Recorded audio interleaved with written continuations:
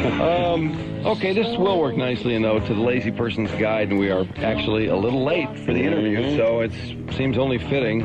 But this guy is an expert on being lazy and teaching you how to be lazy. I wonder, should I call you, but I know what you would. Good morning, Bernie Cullen. Hey, Bernie, Drew and Mike, WRIF Radio. How you doing? Good morning. Good. All right. We're late for our interview, so I thought that would be good with the Lazy Person's Guide to Life and all. Yeah, we were lazy to get around to it. What's the key to being lazy and getting away with it? Using the compensating characteristics that you have to overcome the handicap of being lazy about something. You know, sometimes I think laziness can be confused with procrastinating. How do you tell the difference? Oh, I believe that lazy people have a strong tendency to procrastinate. I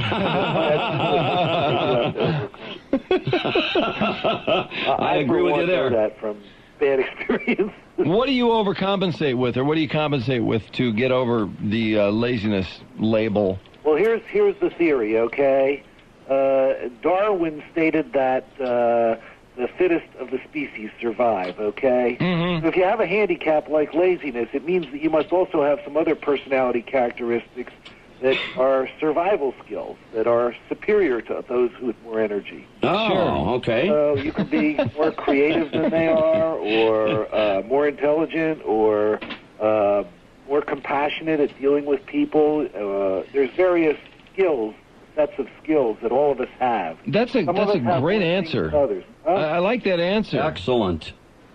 Now, you subdivide your book into various chapters, like education, for example.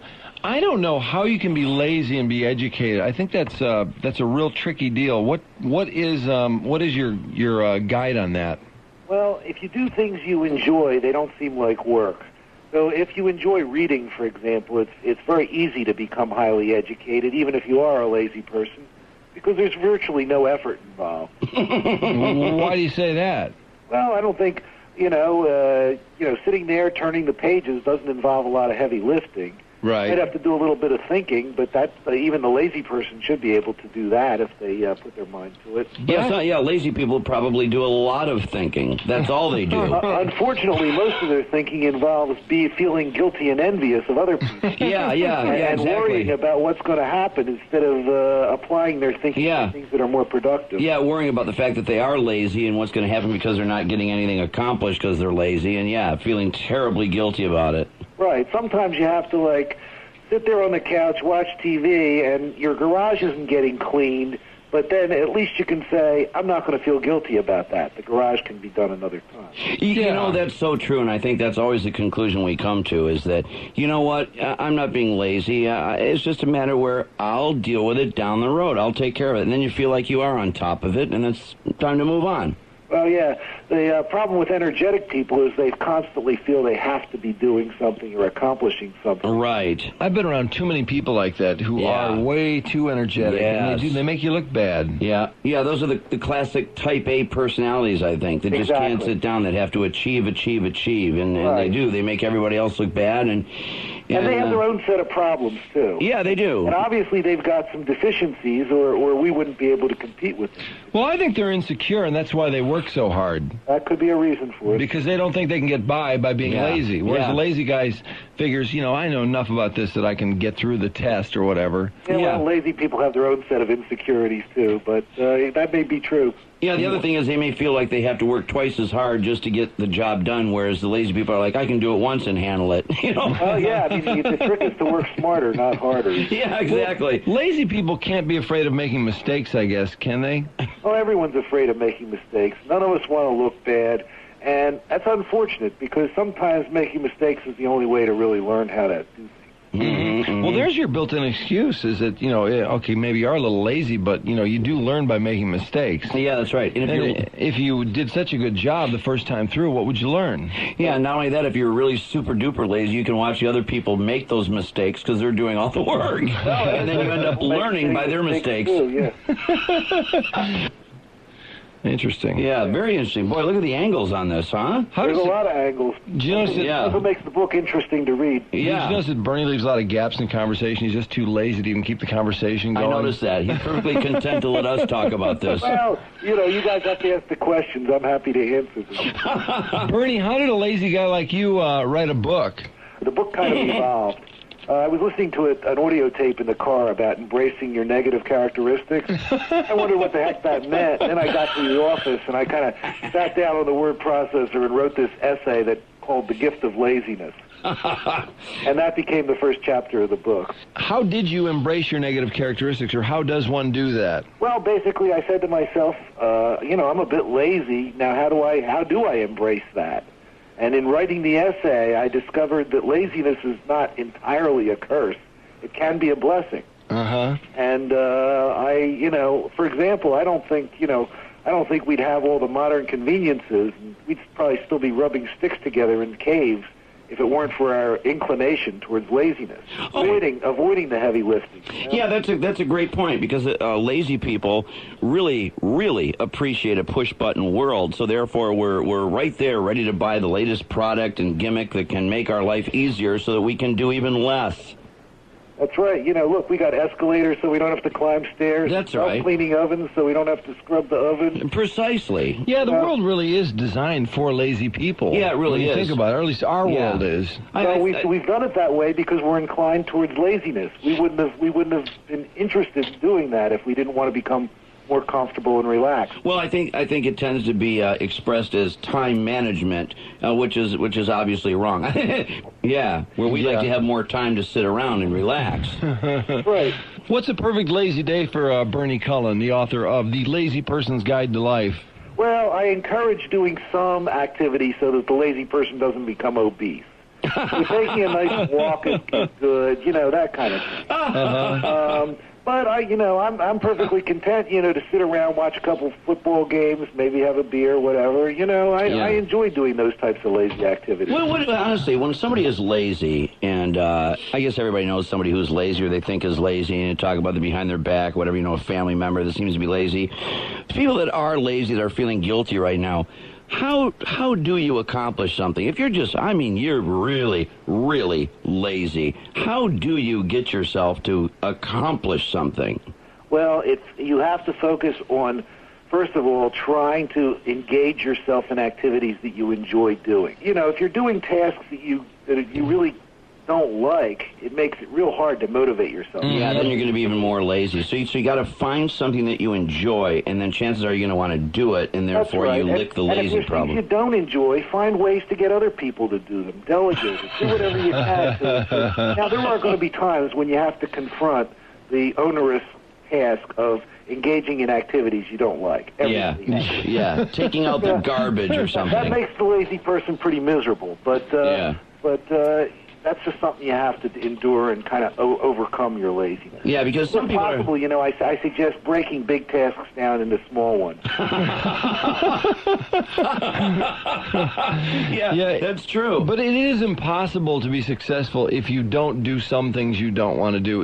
That's a very good point. Yeah, I'm stuck with that all the time, and it makes me. It's not fun, but. So I think we're onto something here. Life can't be fun all the time, But I think we're onto something here as far as how does the lazy person do those things they don't want to do, and breaking things down into smaller tasks is a great idea. Fabulous. Certainly one of them, yes. Because anybody can complete a small task, even a fairly onerous one. If it's a 15-minute job and you can watch the game later, okay. Yeah. On the other hand, nobody wants to look at that 10 hours of cleaning out my garage all at one time. Right, right. So don't do it that way. Don't even think about doing it. How did you subdivide cleaning out your garage?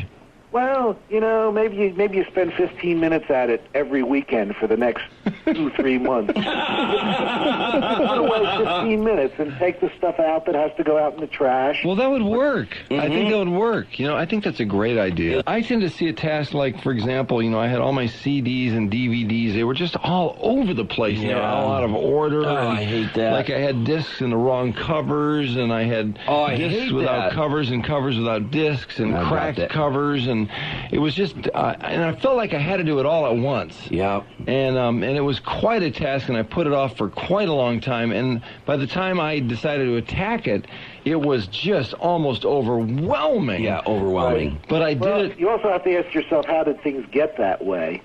And when you're too lazy to put the CD back in the box when you're done with That's it, what I was. you're asking yourself for have a mess later on, when it happens. That's true, That's and what that's the what problem it is. was. That's, I was too lazy to do that.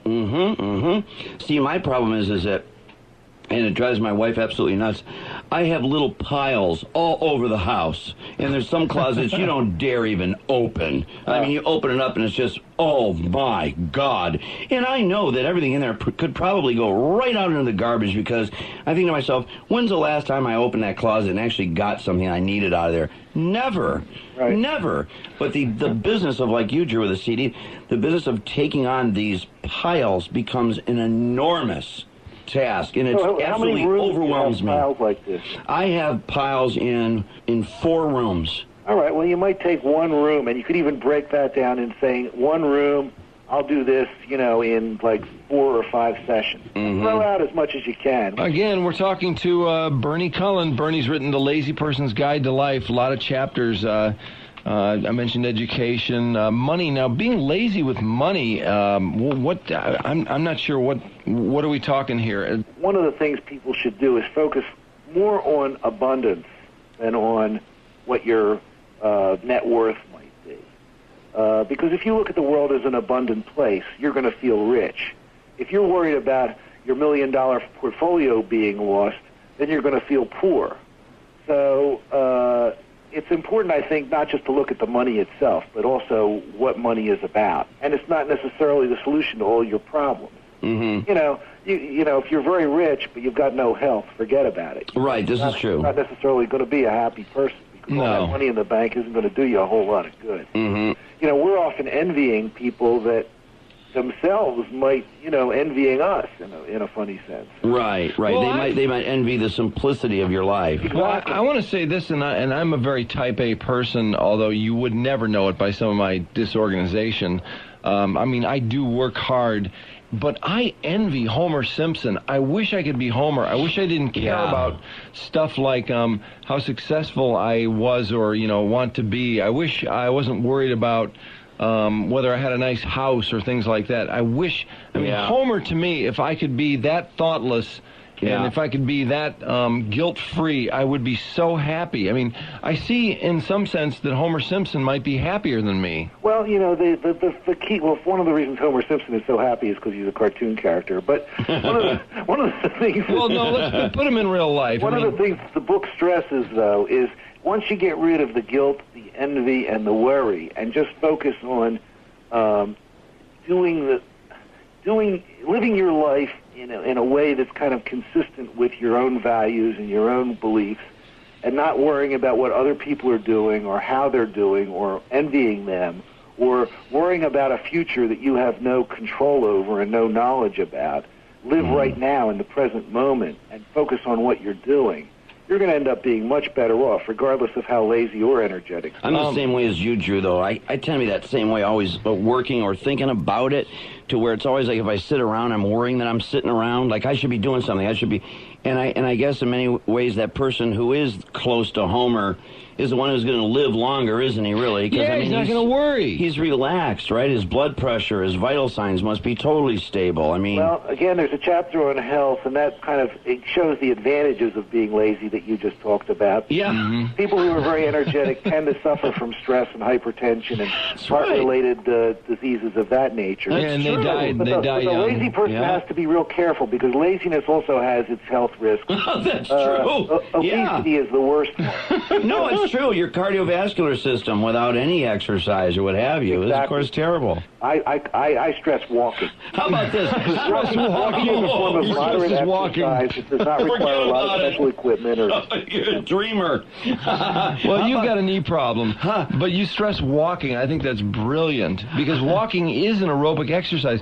I really found that hard to believe, but I read about that if you walk long enough, you really have performed an aerobic exercise. Of course. Wow. That's why they have treadmills at the gym, you know. I know, isn't that funny that they invented this machine whereby you can walk without going anywhere? Isn't that ridiculous? So that if you decide like you're too far away from home, you don't have to worry about that. You're home. You're walking at home. How outrageous. Of course, the lazy person uses their treadmill at home to hang things on. That's yeah, true, well, too. of course, yeah. People around them that recognize they're lazy, maybe family members, they sometimes will attack the lazy person. They're like, oh, you're so lazy. Or maybe it's a spouse, too. Like, God, you're so lazy. Why don't you get what can a true lazy person, what's a good comeback for a lazy person when they're accused of being lazy? I don't really know too many of those, except, the old I'll do it later thing. What is the real purpose to be served by what you're asking me to do, you know? If you are... Well, in other words, just try to get out of the activity entirely by suggesting that it's worthless? If you're avoiding an activity that you should be doing, then responding isn't going to do you much good. Mm-hmm. On the other hand, if you're avoiding an activity that's not really necessary, I think the appropriate response is to point that out. Right, absolutely. This might be something that's fun for you to do or interesting for you, but there's no need for me to be doing. That makes a lot of sense. Now, the virtue of laziness is how you start the book. Are we born lazy, or is laziness a form of learned behavior? And you get to Charles Darwin, which is a great way to start. Do you think, as far as laziness, is it nature or nurture? I never come to a conclusion in the book, and in my mind, I've never really come to a conclusion. Too lazy to do it, to come to a conclusion. And at one point, I say maybe it's divinely inspired, because I have no idea where it comes from. If you go to a state fair, and a state fair, I got to tell you, is a great cross-section of America. I mean, that's where you really see middle America. I swear, a lot of times when you see fat parents, you see fat kids. Mm-hmm. Oh, yeah, I mean, there's two things going on there. Number one, the genetics. Sure. The other thing is, chances are, if you go to that household and look at the food they've got there, all the junk food and all the stuff that kids eat these days and everything else, you say, no wonder these kids are getting fat. Mm-hmm. Plus, if they see that dad isn't doing anything, they're going to learn to not do anything either. Exactly, so they're going to imitate the behavior, too. Certainly. Right. So would you advise blaming parents for laziness? Well, I suggest in the chapter on family to forgive your mother, because it's therapeutic for you to forgive your mother. Yeah, there's so much out there about people who are blaming their parents for things. I mean, up in their 40s and 50s, they want to blame their parents for stuff that happened when they were 11 years old. And God, that's a lot of work, isn't it? Well, some people like to blame everybody else for their own troubles, and there's times when you got to look in the mirror, Yeah. This is something that might be of value to a lazy person. Isn't it good to admit when you F up, when you screw up? Because then you've said, I screwed up, and people go, well, I respect that guy. He actually took responsibility for his mistake, as opposed to the guy who says, oh, it's his fault, or I didn't do it, or whatever. I mean, isn't there something to be said for... I see people get thrown in jail. I'm a lawyer. Mm-hmm. And the ones who are contrite and say, look, I screwed up, I'm sorry, at least they're being more honest about it. Do they do better, though, with the judge? Yes. They do? Judges will listen to that. They really do? Oh, yeah. Boy, I think I've learned a lot here. Yeah, definitely. All while sitting on our butt. Yeah. That's great. The Lazy Person's Guide to Life. Communication and relationships, that's something we have not talked about. Being lazy in a relationship is just suicide. How do you get around that? For the rules of compatibility, basically I stress, number one, that it is better to live alone than it is to be committed to somebody you're not compatible with. And then if somebody's behaviors are annoying you during a courtship, you got to be real careful, because they're not going to get any better. It's only going to get worse. What do you mean by being careful? Well, if somebody's behaviors are starting to bother you, you have to think about how you're going to live with that behavior over a long period of time. Oh, right, sure. Two lazy people together might not accomplish a whole heck of a lot. Yeah, so it's good for a lazy person to latch on to somebody who's pretty energetic and type A-ish. Well, yeah, and then they got to be careful that they don't let their laziness turn into a situation where there's a perception on the part of the more energetic person that you're not contributing to the relationship. But then they could say that they're helping them relax. Oh, yeah. Relationships are symbiotic. They do not have to be equal. No. In other words, two people to have a good relationship with each other. I'm not even talking, even in business, any relationship. is a symbiosis. I want to wrap this up by talking about communication, because communication is a real it's a real sore point for me, because, you know, when we have a problem, for example, at work, the thing to do is to write a memo and to CC it to everybody in sight, you know, for example. But to me, writing a memo is just the most horrifying thing. I hate doing it. I'd rather go talk to the person that, you know, should get the memo and tell them that, you know, I need help with such and such. But invariably, I find that, and they will use your laziness, which is your inability to write a memo, to their advantage by saying, I never knew about that, or even though you told them 50 times. Yeah, I never saw anything in writing. Exactly. They never saw anything in writing. So what do you suggest for my dilemma? Well, you got to cover your butt, I guess, and write the memos where you have to. Mm-hmm. You might write a memo to the head honcho there, asking why all these memos are necessary.